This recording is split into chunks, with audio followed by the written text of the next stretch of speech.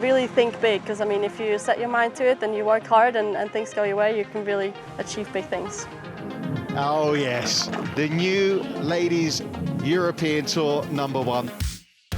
The overall goal for the season was to keep the card. I had never played an LET event before, so I had never even played as an amateur on an invite or anything. And so I remember going to Kenya and I was so nervous because I was just like not sure if this was going to be something like completely different. Get in. Birdie too.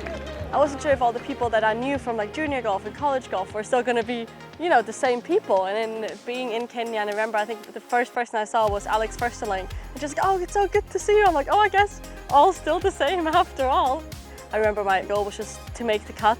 And obviously I had a really good week there and finished third. And so that was really the moment where I felt like, you know, I deserved to be there. That should be enough for Chiara Tamburlini to tee it up next week.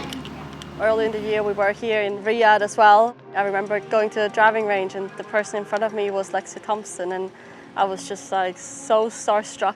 I couldn't believe that I was playing in the same field as all these incredible players. Very intimidated as well back then. And I think, you know, now it's funny to see, like, be here in a similar position now with a lot of really good players as well, and just see how far I've come.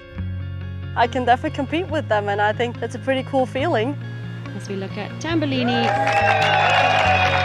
A maiden victory on the Ladies European Tour.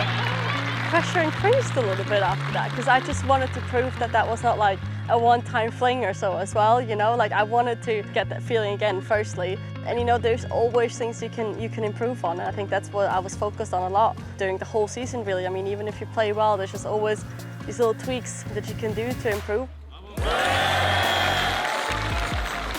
What I managed to do now during the year is also to just stick to what I know works for me. I'm still the same person as I was at the beginning of the year. I feel like not much has changed off the golf course, and I find that quite important as well. I still need to do the things that I know work, you know, I still need to put in the work. I'm still trying to improve here and there, and then also just maintain a lot of the things. I did miss quite a few cuts as well, and I mean, I'm not quite sure where that's coming from either, but yeah, definitely some of the pressure and then like wanting to catch up when you're not having your week. It's just important to kind of, you know, not strive for too much, but just kind of be okay with what might feel like a mediocre week, and I think that's definitely something that I'm still learning. I was very, very devastated in Italy, for example. Like I just felt like, oh my God, like my world is ending, and you know, you can, I guess throughout the year I missed a couple more cuts after that. Like, you just kind of learn that it's part of the game. You'll have good weeks, you'll have bad weeks. You'll get an off weekend. You get to actually practice a little bit, which like we don't get to do that often anymore because we play so much. You lose more often than you win. You know, you also have to take like small wins. You know, sometimes wins are having a good attitude. Sometimes wins are being committed to shots, and I think that's what I've learned this year as well. To just, you know, be a bit less hard on myself. That like even if you have a bad week, maybe you did some things well still, and plus you can always learn, you know. I mean, there's this saying, you either win or you learn. I played Scottish and British and unfortunately missed a cut at both those events, so then I just tried to focus on getting my game back, and you know, I had felt like I played good those weeks, and then the week after we played in Ireland, where I had a really good final round and finished fourth, and that's where I first took the lead of the other merit, and to be honest, that's the time where it became the goal.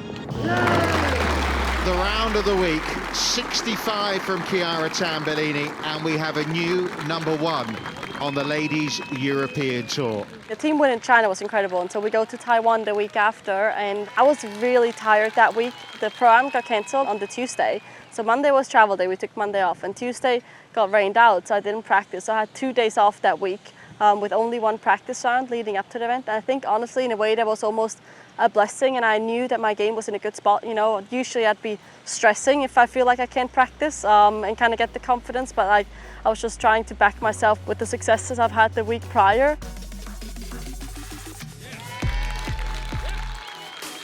The ladies' game on the Swiss side has definitely risen with Alban and Morgan and Kim. Like they have really done a good job and kind of, you know, risen the level, risen the expectations as well, and the possibilities. It makes me proud to be able to help move Swiss golf forward. Swiss golf has done so much for me. I've been in their system since I'm like 13 years old.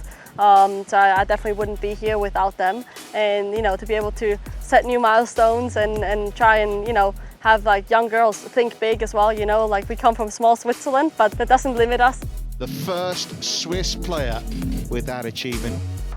I've been looking up to these girls all my life, and I mean, Charlotte, again, I don't know how many Solheim Cups she's played, and to be one name alongside them just feels unreal. And you know, I mean, I never thought, to be honest, I'd be in this position.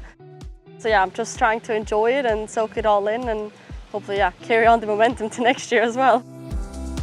It'll be important to just kind of sit down and like enjoy the season first, but then look forward again. And I mean, you know, you can't go into it with too high expectations. Next year is going to be a new year, but I'm definitely going to try and carry forward the momentum and just do as well as I can, try and win tournaments, try and stay true to myself.